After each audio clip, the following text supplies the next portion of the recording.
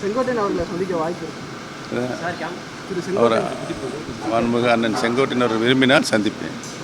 Sir, TTV Dinakaran இன்றைய செய்தியாளர் சந்திப்பில் திருப்பியும் மறுபடியும் சொல்லியிருக்காரு, எடப்பாடி பழனிசாமியை சீஃப் மினிஸ்டர் கேண்டிடேட்டாக நாங்கள் ஏற்றுக்க மாட்டோம் அப்படின்னு சொல்லிட்டு. அண்ணாமலை அவர்களுடைய இது ஏற்கனவே இந்த கருத்துக்கு நான் பதில் சொல்லுறேன். அது ஒரு நல்ல கருத்து தான்.